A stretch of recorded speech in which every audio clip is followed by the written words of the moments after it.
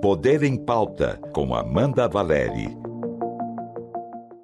Olá, seja bem-vinda, seja bem-vindo ao Poder em Pauta, diretamente aqui dos estúdios da Rádio Cultura, e toda semana um episódio novo. E hoje a gente vai falar da repercussão, tanto política quanto jurídica, da prisão domiciliar do ex-presidente Jair Bolsonaro. Para esse debate, a gente recebe aqui no estúdio da Rádio Cultura Juliana Frattini, que é doutora em Ciência Política pela PUC São Paulo. Bem-vinda, Juliana. Obrigada, Amanda. E no telão, a gente tem o professor de Direito Constitucional da FGV São Paulo, Rubens Gleiser, autor do livro Catimba Constitucional e organizador do livro Resiliência e Deslealdade Constitucional. Bem-vindo, professor. Olá, Amanda. Olá, Juliana. Um abraço a todos os ouvintes. Obrigada pela participação de vocês dois. E eu quero começar essa nossa conversa de uma ordem cronológica. Professor, prisão do Jair Bolsonaro, nosso ex-presidente da República. Houve elementos necessários para a decretação pelo ministro do STF, Alexandre de Moraes? O que nós temos nessa situação é que, durante um processo, você tem a verificação pelo relator, que é o ministro Alexandre de Moraes, de que o investigado, então, no caso de Jair Bolsonaro, estaria cometendo crimes. Essa é uma situação. Então, ele vai falar o seguinte: olha, eu poderia estar autorizado pelo Código de Processo Penal, né, já que houve requerimento da Polícia Federal e da PGR, a fazer a prisão preventiva. Temos notícias de hoje que em julho houve esse pedido. Ele dá um alívio e toma medidas mais leves, que tentam fazer com que Bolsonaro continue não cometendo crimes durante a investigação e não atrapalhando o processo penal. E na medida em que tem o descumprimento dessas cautelares, ele vai subindo um pouco a régua. Pela legislação, ele estaria autorizado, inclusive, a estabelecer já a prisão preventiva. Mas ele chega nesse meio termo, por considerações, acho que de natureza política, para evitar, de fato, a prisão, e coloca a prisão domiciliar. Mas o fundamento é o seguinte: foram estabelecidas ordens do que ele não podia fazer enquanto estivesse respondendo o processo. Ele não podia incitar a população para agir contra o tribunal, não poderia incitar uma potência estrangeira para retalhar o país, para gerar pressão no julgamento. E era esse tipo de restrição que ele feriu. E isso aí ensejou a prisão domiciliar. Juliana, a prisão surtiu o efeito previsto, que era incendiar a base bolsonarista e colocar Jair Bolsonaro como um perseguido pelo sistema judicial? Totalmente, Amanda, totalmente, professor Rubens. E eu até entendo que ele próprio, ele não incitou a base. Na realidade, quem incitou a base foram os aliados, a partir de tipo os hologramas do Bolsonaro, com imagens, com falas, mas ele próprio, nos meios próprios dele, ele não fez. Então, ele se utilizou de terceiros para mostrar qual que era a intenção dele em relação aos acontecimentos, até porque há uma semana atrás houve uma grande manifestação da direita novamente, e foi aí em que ele foi pego. Agora, eu entendo com tudo isso que ele está sendo restringido, de algum modo, de liberdade de expressão. Eu não vejo simplesmente como uma prisão domiciliar, até porque prisão domiciliar eu acho que é uma coisa muito fácil, é uma coisa assim, quase gostosa. Você tá lá na tua casa, tá tudo bem, você não pode se expressar socialmente, mas você tá meio que de férias lá. Circunscrito num espaço íntimo. Não, ali no espaço íntimo ele pode se manifestar, ele não pode se manifestar socialmente. Então a base, ela está utilizando exatamente esse argumento de que ele foi restringido da liberdade de expressão. E o mais interessante é que não é só a base que tem feito essa leitura. São analistas de todos os espectros políticos, de todos os tipos, que entendem que juridicamente houve um peso na mão nesse sentido. Professora, então eu jogo a bola para você. Você concorda com a Juliana que o Jair Bolsonaro está sendo cerceado da liberdade de expressão? Olha, Amanda, eu entendo o ponto da Juliana, mas eu vou discordar. no sentido de que é claro que há um controle prévio, mas se você diz que é uma censura, você está dizendo que é um controle ilegal, que essa restrição é ilegal de alguma maneira. Que eu acho que não é o caso. Eu vou tentar usar um exemplo análogo. Imagina alguém que está sendo processado por publicar conteúdo de pornografia infantil online. Tá? E essa pessoa, durante o processo, posta de novo, ela incide nesse crime. É possível imaginar que um juiz que poderia prender essa pessoa tentando não deixar ela presa, falar o seguinte, ó, está proibido de postar conteúdo online. Estaria sendo uma restrição? Sim. É possível que ele nunca mais fosse postar? É possível que ele fosse postar salmos? Super possível. Mas aí a restrição é justificada para falar, olha, você não pode continuar fazendo esse tipo de crime. Se o crime é pela expressão, existe restrição na expressão. Se a pessoa briga em estádio de futebol, a restrição é para não ir em estádio de futebol. Restringe a liberdade de vir? Restringe. Mas é para evitar o cometimento de crime. E no caso do Bolsonaro, é o discurso que é por ele e coordenado com terceiros, isso foi previsto na cautelar, com os filhos, dá para ver claramente que houve uma coordenação, então usar os filhos como ele mesmo, né, como uma burla a essa medida cautelar, fala assim, olha, pelo discurso ele incita a população contra o tribunal e tenta realizar a obstrução do julgamento. Então, não dá para falar que é ilegal. Se você está falando, olha, se é pelo discurso que você comete o crime, eu vou realizar uma restrição no seu discurso menos gravosa que a prisão, porque poderia ter prendido também e estaria numa situação muito mais grave. Então, mas são terceiros, esse é o ponto. Ele não fez diretamente, são terceiros, professor. Eu concordo totalmente. Eu concordo totalmente com o que o professor mencionou aqui.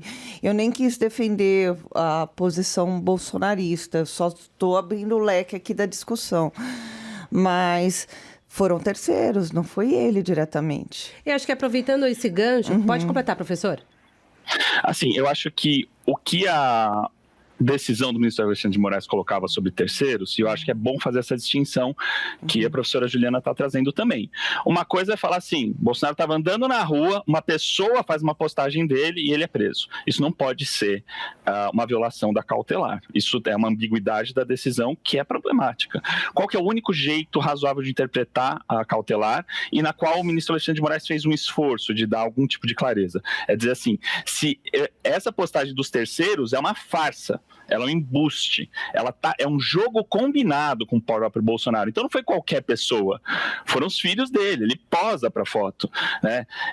É muito difícil imaginar que os filhos dele postam conteúdos dele sem o conhecimento, sem a permissão. Então é esse jogo combinado com os filhos, com gente próxima, com aliados, que está sendo proibido. É falar assim, ele usar os outros como instrumento. E o que o ministro Alexandre considerou, e que isso pode ser discutido, é que os filhos dele serviram como instrumento dele. Ele faz por meio dos filhos. E aí a violação da cautelar, esse é o entendimento do Alexandre. Eu queria pegar um gancho na resposta anterior do professor. Desafiar a justiça se tornou uma parte da estratégia de Jair Bolsonaro, filhos e aliados? Que eles desafiam a justiça, eles não acreditam na justiça brasileira. Eles não, eles desafiam, mas o desafio é um segundo momento. O primeiro momento é a não crença. Na realidade, todo bolsonarismo ele é um projeto disruptivo do poder vigente. Então, tanto eles entendem que o judiciário quanto os valores progressistas que eram preponderantes na sociedade brasileira devido à longa permanência de um governo progressista no poder, que eles acham que é errado. Então, eles são disruptivos, então não acreditam em nada. Professor, você chegou a mencionar que, por 2 vezes, Alexandre de Moraes teve que dar uma explicação um pouco melhor sobre as medidas cautelares. O erro pode ter começado exatamente aí, essa falta de definição e pouca clareza? Acho que sim, acho que tem 2 pontos aí sobre os quais gostaria de me manifestar.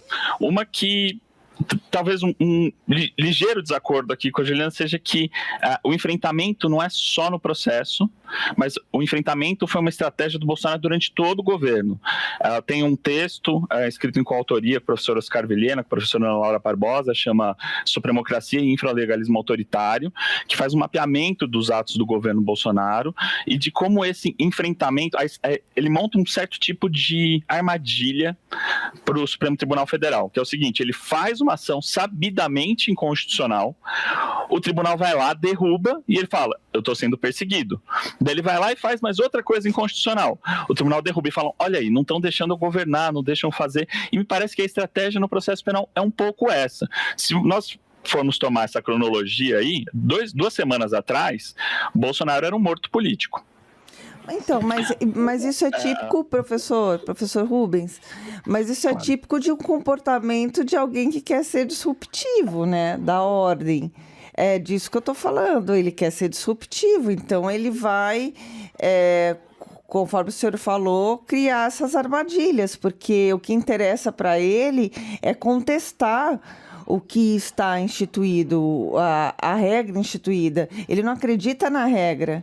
É esse o ponto. E eu acho ainda mais interessante, eu devo mencionar aqui para vocês, que é o mesmo posicionamento da esquerda, anos atrás, antes de assumir o poder. A esquerda tinha um posicionamento disruptivo da ordem também, há 20 anos atrás.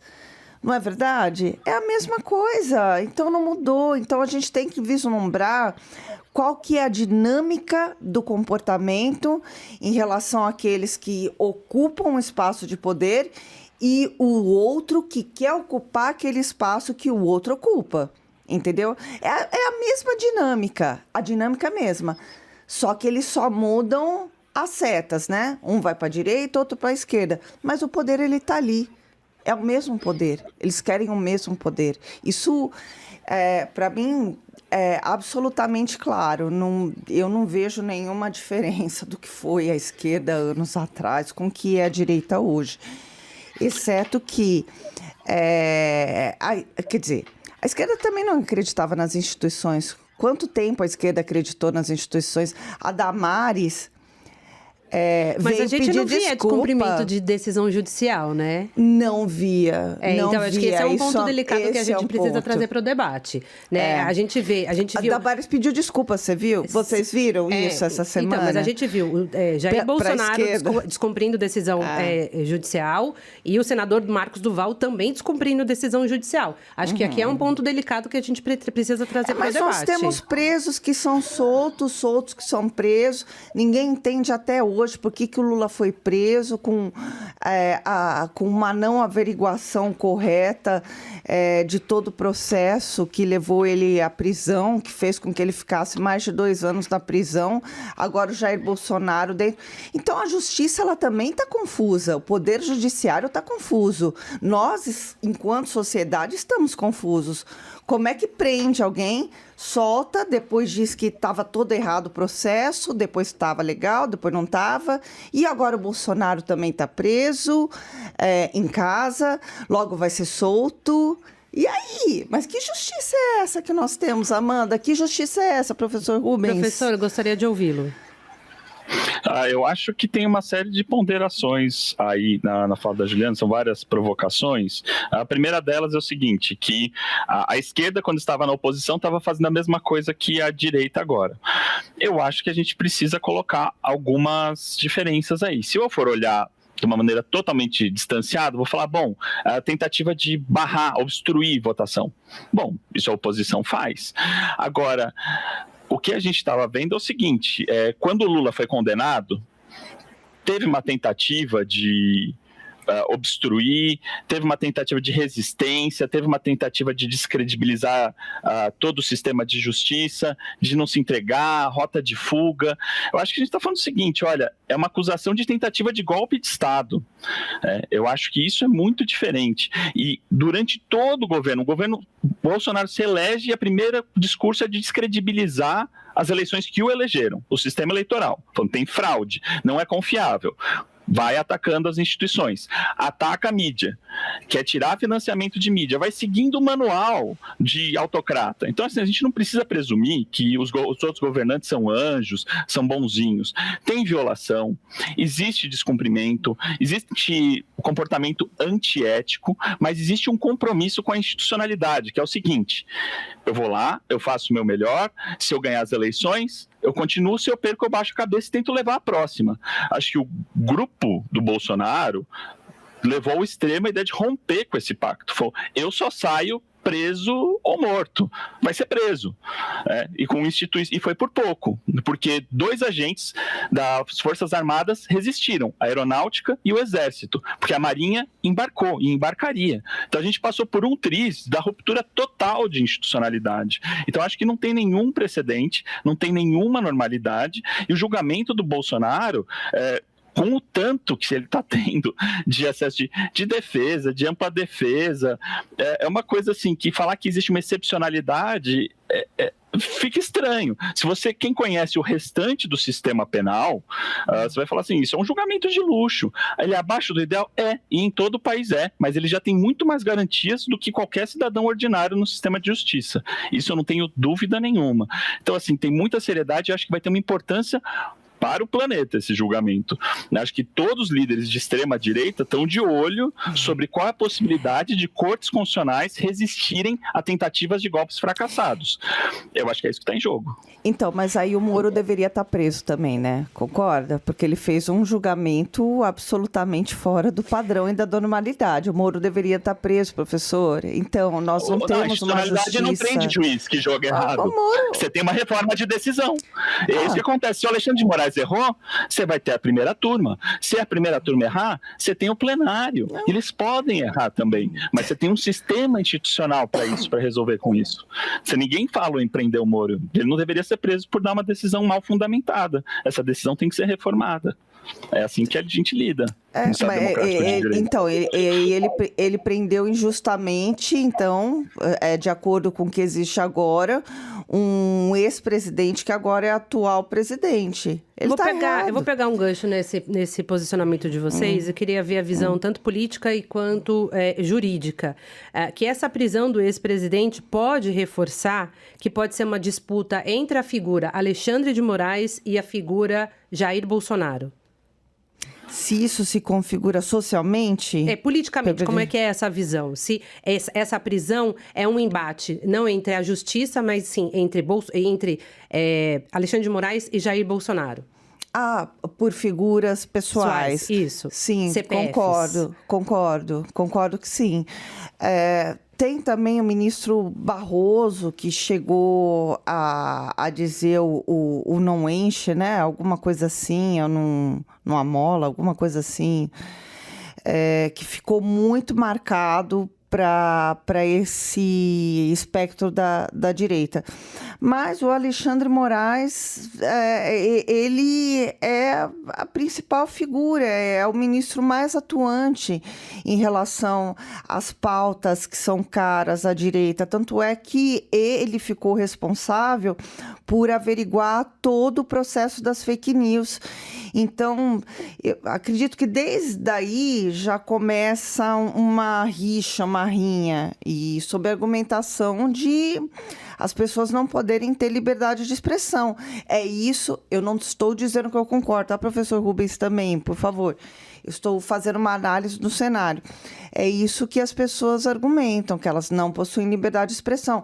E aí, retomando o que eu estava falando com você, Amanda, a própria Damares Alves veio a público, não sei se hoje de manhã ou ontem, já nem lembro mais, porque o tempo assim está voando, dizer que pedia desculpas eu até ri, ao Jean Willis, a todos os representantes do PT, acadêmicos, ela fala assim, os acadêmicos intelectuais que disseram que era para nós tomarmos cuidado com o ministro Alexandre de Moraes, e nós da direita não acreditamos, nós achamos que ele não fosse ter posicionamentos tão enfáticos.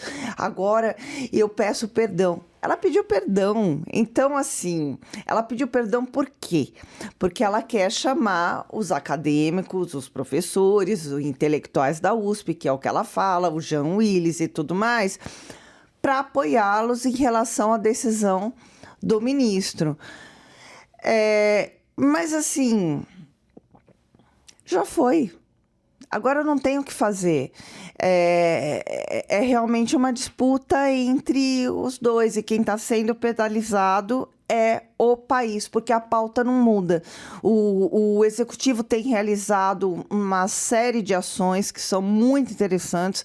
Uma dessas que eu vi recentemente, que eu acredito que as pessoas não saibam, do Ministério dos Transportes, sobre a não taxação muito alta da escolinha de direção, que vai ter um custo muito mais barato. As pessoas nem sabem disso, né? Você viu? Da CNH, sim. Achei muito Na verdade, legal. é uma proposta ainda, né? Não foi apresentada pelo governo federal. Sim, mas não se discute nada. É só Bolsonaro Moraes. O que o país está crescendo com isso? A gente só passa nervoso, a gente só passa raiva e nada acontece. Professor, o fato do STF não ter sido provocado, por exemplo, pelo Ministério Público, pela Procuradoria-Geral da República para decretar a prisão de Jair Bolsonaro, pode levar a questionamentos? Porque foi um pedido feito por via ofício, né? Sem requerimento de acusação. Sim, existe um debate importante sobre isso, porque você tem todo um regramento sobre as medidas cautelares e de como você pode transformar elas em prisão, né? Você teve mudanças legislativas importantes em 2019, falando, olha, precisa ter pedido para ter a prisão. Só que você vai ter uma dúvida que é a seguinte, num primeiro momento teve esse pedido, teve uma decisão monocrática, falando que a violação das cautelares poderiam levar à prisão e que isso foi chancelado pela primeira turma. Então vai ter um debate falando, olha, se você precisa ter uma autorização, um pedido para cada ato, ou se para aquele primeiro pedido, já que houve, ele pode seguir no tempo. Vai ter um debate jurídico sobre isso, é uma fragilidade processual, como esse processo, como inquérito das fake news, tem várias fragilidades processuais também, é importante reconhecer isso. Eu só gostaria de pontuar uma coisa. O ministro Alexandre de Moraes é um homem de direita, né? Eu acho que é uma coisa que escapa um pouco nesses tempos alucinados. Homem, Ministério Público, punitivista, lei e ordem, foi secretário de Segurança Pública no estado de São Paulo, de um governo de direita, que até era de direita na época, foi duríssimo com os estudantes secundaristas que ocupavam escolas, greve de professor, tudo mais. Foi ministro da Justiça de um governo de direita, o governo Temer, tinha vídeo dele cortando com facão, pé de maconha, por aí vai. E é indicado por um governo de direita. Só que ele é um punitivista. Me parece que o ressentimento é que esse homem de direita conservador está punindo pessoas de direita e de extrema direita, né? E acho que fica um pouco esse ressentimento, mas não era para pegar a gente, era para pegar o pessoal da esquerda. Esse é o inconformismo da Damares, de dizer, puxa, esse pau não era para bater em mim, mas pau que bate em Chico, bate em Francisco, né? O Alexandre de Moraes tem uma coisa que ele é consistente e é previsível. Ele é um cara que trabalha com essa régua punitivista lá em cima. E ele pegou a trama golpista que caiu para ele. E você tem um elemento aí, que é um pouco perturbador, que o gabinete dele é muito eficiente. Ele limpa processos muito rapidamente. Então, o algoritmo de distribuição joga muitos processos para ele, porque quanto menos processos você tem em estoque, mais processos você recebe. Então, em tempos conturbados, a chance dele receber processos relevantes aumenta. Então, ele está sempre na mira. E isso contribui para essa personalização, que é deletéria para o judiciário e é favorável para o Bolsonaro, que precisa dessa narrativa para se alimentar, de que ele não fez nada de errado, que ele estava nas 4 linhas da Constituição o tempo todo e que ele está sendo perseguido. Então, esse antagonismo pessoal, essa desinstitucionalização, favorece a agenda do Bolsonaro de tentar se manter vivo no cenário político, coisa que 2 semanas atrás ele não estava. Ele se beneficiou de todo esse acirramento. E uma consequência disso tudo, a gente viu, né, o Congresso sempre nos surpreendendo, um motim de parlamentares bolsonaristas, principalmente do PL, né, do Partido Liberal, que é o partido do Jair Bolsonaro. A gente viu cenas, né, lamentáveis, senadores acorrentados, deputados com fitas na boca. Eles tomaram a mesa diretora, tanto da Câmara quanto do Senado, por quase 2 dias. O que a gente viu foi uma violência institucional. É uma teatralidade, isso, é um teatro, é uma dramatização do desconforto, da raiva, da frustração, é disso que se trata. E uma tentativa de obstruir a pauta, que ela é muito pragmática de fato. É isso, é uma maneira de mostrar o desconforto, a frustração, pelo que eles têm poder. Professor, a obstrução da pauta é um instrumento legítimo no parlamento brasileiro e em outros parlamentos pelo mundo. Mas neste caso que a gente viu essa semana, foi uma modalidade de chantagem dos parlamentares da oposição? Eu acho que é uma tentativa desesperada de tentar gerar algum tipo de capital eleitoral político. A gente tem uma parte do Congresso hoje que se elege com pautas de escândalo, né? De ficar gerando indignação nas pessoas. E é um pouco tentar fazer isso. A gente vai ver muito em 2026 gente se elegendo com uma pauta anti-STF, uma pauta pró-anistia, que são pautas fáceis, você não tem nenhuma política pública, não tem questão de custo. Então, essa retórica inflamada faz isso. Então, acho que qual foi o cálculo aqui? A gente precisa mostrar que nós estamos aqui e garantir para as próximas eleições, de mostrar que nós estamos ali representando o povo revoltado, só que a própria não pegou bem com a própria base, mostrando que é isso, você tem um debate importante para ser feito sobre isentar de imposto de renda pessoas que ganham até R$5.000, que hoje está acima do que a faixa máxima, e eles estão bloqueando isso, e com muita fragilidade, com falta de coordenação. O PL cresceu muito, mas ainda é um partideco do ponto de vista institucional, do que eles conseguem fazer de coordenação política, tanto que saem dessas pedindo perdão para o presidente da Câmara dos Deputados. É um mau lugar, é uma má situação para se estar. Então me parece que estão agindo mais. Sobre a censura, o Nicolas Ferreira pediu a prisão do Alexandre de Moraes nos atos para Bolsonaro. Ele não foi preso. Então, assim, se você não está participando de uma tentativa com provas, robusta, concatenada, uma organização criminosa para dar um golpe de Estado, você fala o que você quiser. Agora, a repressão está sendo uma coisa muito diferente. É importante separar o joio do trigo. E esses parlamentares, eles trouxeram o que eles chamaram de pacote da paz, que prevê anistia aos envolvidos no 8 de janeiro, o fim do foro privilegiado. Diante desse tumulto que a gente teve essa semana, você, Juliana, acredita que esse pacote consegue avançar? Não. Eu acredito que na atual configuração legal e institucional brasileira, ele não avança. Muito embora seja o que boa parte da sociedade acredita, e isso nós não podemos negar. Boa parte da sociedade quer anistia e boa parte da sociedade acredita que não existe uma liberdade de expressão. Professor, juridicamente, se esse pacote avançar a tempo hábil antes do julgamento da primeira turma do STF envolvendo a tentativa de golpe de Estado, o ex-presidente pode ser beneficiado? Os casos podem voltar para a primeira instância? Dificilmente. Dificilmente por um duplo motivo. Primeiro, porque seria muito surpreendente uma aprovação tão rápida de uma legislação que gera tantos efeitos e tão polêmica. Mas supondo que fosse aprovada tão rapidamente, você tem já uma série de decisões do tribunal de décadas que estabilizam, desde o mensalão, um pouco de antes do mensalão, que estabilizam foro privilegiado a partir do início do julgamento, para evitar justamente que a perda do mandato, ganhar o mandato, fiquem gerando instabilidades no processo penal que tiveram prescrição, impunidade, etc.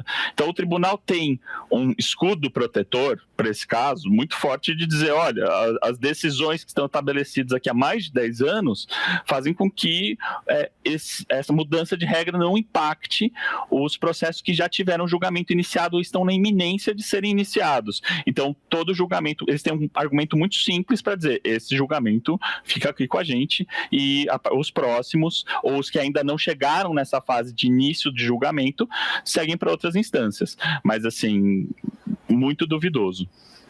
Juliana, a gente viu a saída dos parlamentares, principalmente da Câmara dos Deputados, depois de quase 47 horas, e nos bastidores há um rumor de que eles saíram porque houve um acordo com o presidente da Câmara, Hugo Motta, desse pacote da paz. Você acredita que houve um enfraquecimento da liderança de Hugo Motta? Não. Acredito que não. Acredito que ele foi confrontado. Na realidade, todas as lideranças, os chefes, né, os presidentes da Câmara, eles são muito poderosos no momento em que eles estão ali presentes. Depois eles são esquecidos. Quem que é Eduardo Cunha hoje, que foi uma pedra no sapato da ex-presidente Dilma? Quem que é o Rodrigo Maia hoje? A gente nem lembra, não sabe nem o que faz, não sabe nem se está em casa, se está trabalhando, não sabe. Hugo Motta também terá esse mesmo destino, se não se eleger com um posto superior ao presidente da Câmara. É só isso, é um instrumento. O presidente da Câmara é um instrumento num momento e tempo específico. Depois acabou.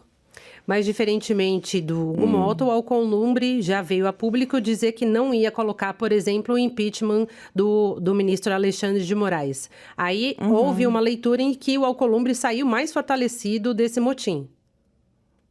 Mas fortalecido para quem, Amanda? É isso que eu estou querendo falar para você, para o professor Rubens. Nós entendemos assim, para a política, nós entendemos assim. Nós temos essa leitura. 50% da população não tem essa perspectiva. Não tem. O que a gente fala aqui morre ali no outro 50%. Não é assim que se vê a situação, o contexto, querem outras coisas. Existem canais de comunicação que estão trabalhando com um viés totalmente diferente do que a gente está discutindo aqui, formadores de opinião, e a direita domina muito mais o ambiente digital, dissemina muito mais conteúdo.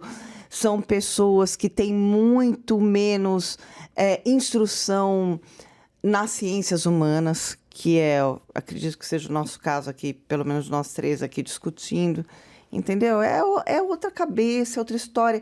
A gente não pode fazer uma avaliação, no meu entendimento, do mundo apenas como a gente vê, como nós aprendemos, como nós entendemos. Nós temos que ter empatia, mesmo que a gente não concorde, para entender o outro, para fazer uma análise correta do cenário. Professor, a questão de impeachment de ministros do STF passa mês, volta mês, é uma pauta que vai e volta e está no debate. Houve em algum momento na história do Brasil algo parecido ou essa pauta avançou de alguma forma? Olha, acho que, em primeiro lugar, falando um pouco sobre presidentes, acho que o presidente da Câmara ele tem uma questão que acho que é importante pontuar nisso aqui, que são as emendas parlamentares, que passam pela mesa diretora, passa pelo presidente da Câmara dos Deputados. Então, é possível que esse acordo da paz não tenha sido, na verdade, o acordo que tenha sido feito. Para o grau de arrependimento que o PL, que vai lá em peso, se junta no púlpito para pedir perdão perante um Hugo Motta claramente que se sente assim, desconfortável, bravo, né, quase furioso com eles, acho que tem algo a mais aí que não foi tão bem costurado, e eu acho que passa pela questão orçamentária. E quando a gente fala de poder, tem uma parte importante do exercício do poder que está no desconhecimento. Muita gente poderosa que usufrui das benesses do poder está fora dos holofotes. E esses cargos de presidência dão essa capacidade, que envolve indicação de pessoas para poder, que envolve obras nos seus redutos eleitorais, eleição de familiares em seus redutos eleitorais. Então, e tudo isso acontece, e me parece que esses agentes saem fortalecidos. Davi Alcolumbre veio grande e está ficando gigante, muito forte no cenário nacional. Onde ele vai ter um poder de barganha muito forte? No impeachment de ministro, que era uma pauta que inexistia até 15 anos atrás, de impeachment de ministro de STF. Começa a partir de 2013, 14, 15, com o início da crise política. Nunca foi muito levado a sério. Os presidentes do Senado Federal arquivavam na hora, outros começaram a sentar em cima, não andavam, mas assim, é muito custoso. O que isso fez? Deu aos presidentes do Senado Federal mais um instrumento para negociar com ministros do STF, e conseguindo também regalias, aumentar o seu poder. Me parece que qualquer debate agora sobre remoção do ministro Alexandre de Moraes é interditado, porque se você abre uma vaga, você vai permitir que o Lula indique um novo ministro. Acho que seria um erro estratégico gravíssimo da oposição dar para o governo mais uma vaga no STF. O que pode acontecer? Se nas próximas eleições tiver um presidente de direita, um Senado de direita, que isso pode sim avançar. Existe um grau de ressentimento pessoal com o ministro Alexandre de Moraes que extravasa um pouco os limites da política racional, do que é o teatral, do que é o performático. Você vê que tem muita gente pessoalmente afetada, pessoalmente magoada ali. Então pode ser que nesse outro cenário aconteça um impeachment, sim, mas hoje acho absolutamente assim, interditado, inviável. E o que a gente viu no Congresso pode abrir um precedente perigoso daqui para frente, porque a gente viu esse motim dos parlamentares como uma espécie de chantagem e uma pressão de uma minoria para a imposição da pauta que eles desejam e não que é comum acordo entre os líderes partidários, por exemplo. Esse tipo de movimento pode ser perigoso e criar esse precedente daqui para frente, Juliana? Olha, Amanda, eu acredito que a temperatura esteja muito alta ainda, esse é o ponto. Mas não é um precedente, isso já ocorreu tempos atrás, no próprio no julgamento da Dilma, da pedalada fiscal, foi uma coisa horrorosa. Não houve impedimento de pauta, mas o próprio João William aqui cuspiu em um parlamentar que xingou ele. Então, isso acontece, não é para levar tão a sério, é para levar a sério no sentido do que a temperatura está muito alta, ela precisa baixar para as pessoas poderem discutir, os profissionais poderem discutir e chegarem em comum acordo, mas que haverá esse tipo de posicionamento, sempre haverá.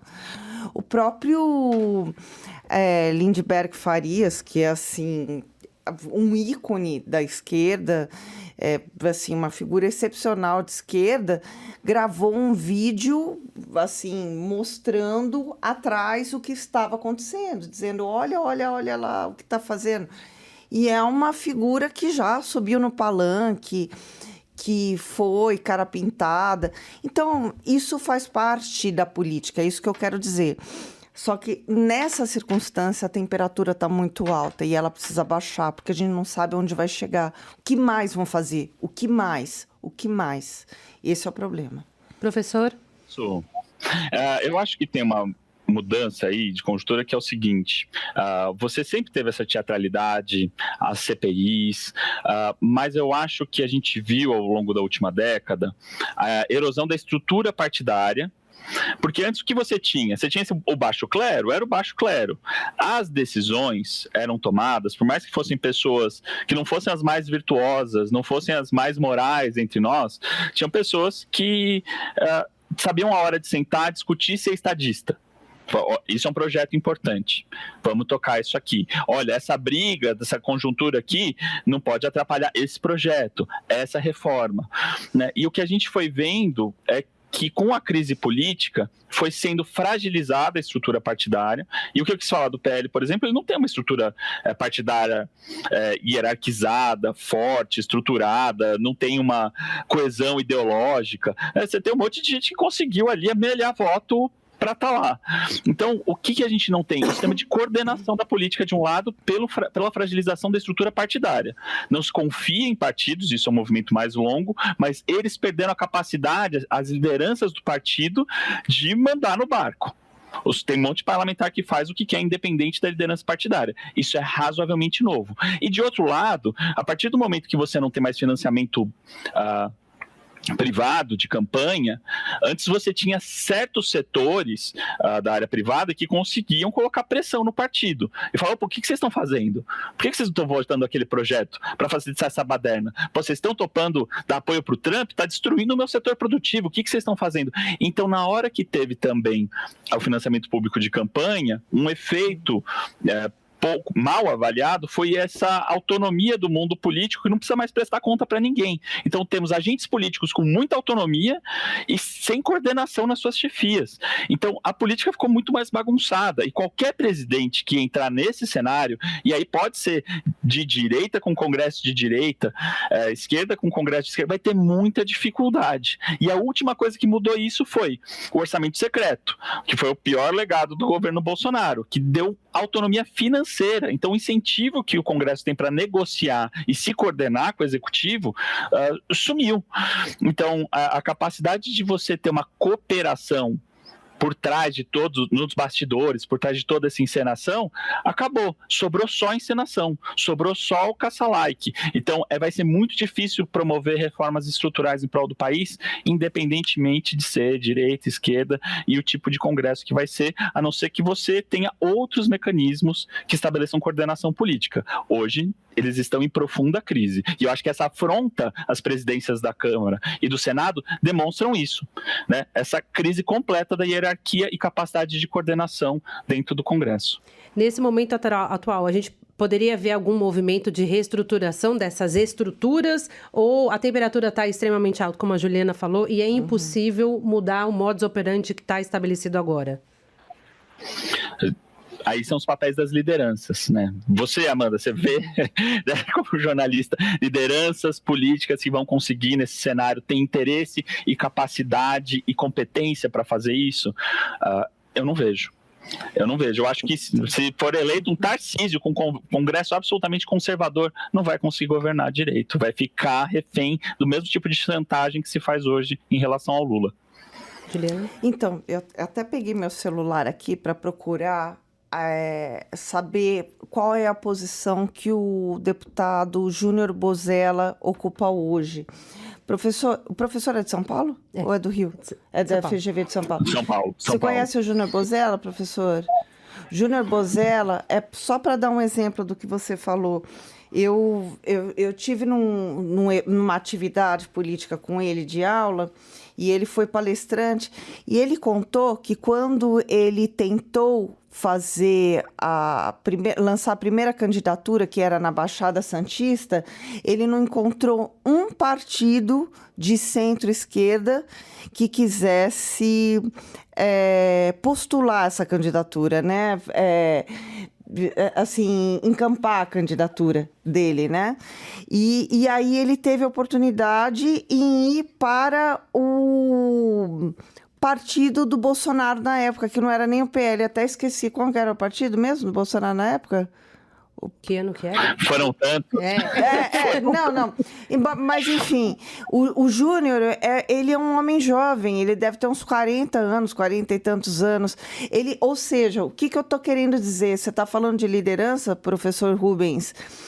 Ele não encontrou nenhum partido de centro-esquerda que fosse razoável, que pudesse encampar a candidatura dele. Então ele foi para outro, ele foi para um de direita.